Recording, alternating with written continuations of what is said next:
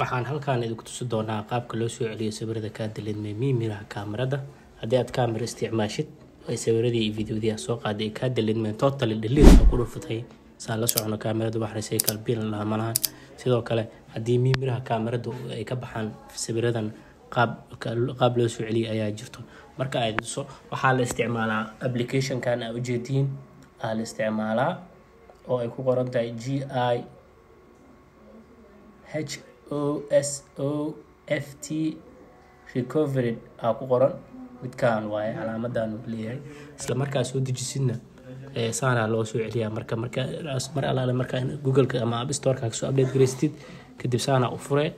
isla markii aasaan u furtid aniga already waa ii furan yahay waaba kana inta like soo kicina marka step by step ay soo marka qaabka loo soo celiyo.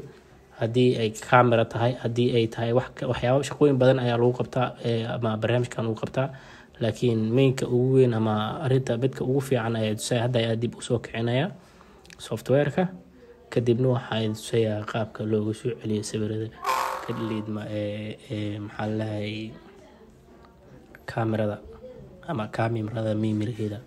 soo dhawaada waxaa soo celi kartaa xayeysiina meesha ku aragtaa haddii rabtid waa gada kartaa oo qaab waxa u iibsi kartaa waa iibsi kartaa waxa badan ku siina access in aad isticmaashid.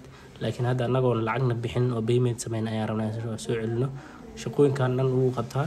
laakiin anaga waxaan rabnaa inaan soo celino photography ayaan rabnaa inaan soo celino. isla markaa ku dhufanaysaa marka meesha aan ku dhufanay kadib waxaa dooranaya meesha ka soo celineed computer-ka miya meeshaan marka isla markii aad soo gelisid miraha kaamirada wuxuu ku tusayaa EOS digital oo ku sadi sorry waxa yar khadka ayaa go'ay waxaa ku duubay Snapchat waaye marka oga yar inuu go'aa laga yaabo muuqaalka dib ayaan isku kabi doonaa. marka waxaa ku dhufanaysaa marka waxaa dooranaysaa miraha kaamirada dooranaysaa miraha kaamirada inuu waxa ku kalnaysaa EOS digital ku qoran. markii aasaan u furtid mimir kasta kaamirooyinka mimiraasha la geliyay magacayaan uu qoran yahay kadibna asaa furayna oo kicinayna. isla markii aasaan ugu dhufatid meesha waxa ka aragtaa scan waa ku dhufane scan ku dhufane bas scan marka ku dhuftid daqiiqadahan uu wada uu dhameeyna ilaa uu wuxuu geeyna lead soo bilaaba dhag saan uu dhameeyna ilaa uu wuxuu geeyna meesha ku dambayso waqtigu qaadanayna uu ku sii sheegay already waatana saan way markii calaamad halkaan ay soo bilaabmay way dhameynay markay dhameyso ay leadka ay kaamil ay ka dhigto waxaad heli doontaa sawiradii iska dhileeday oo dhameystiran. marka muuqaalkan waa jaraynaa mar alaala markii ay buuxsanto meeshaan ayaan dib hadan u duubi doonaa. soo dhawaada guys muuqaalkan share like iyo comment ku qabta waa maskiinkiini oo raba inuu gaaro 1k subscriber.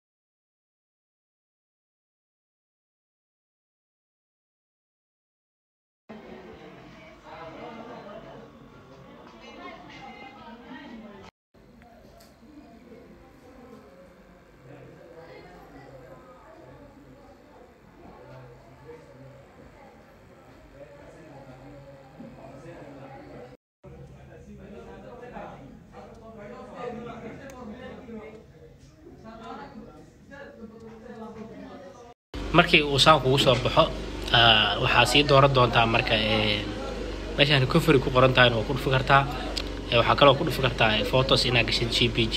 intan waa feelkan waa kasii baari kartaa. marka aan bilaawno inaan feelkan kasii baarno.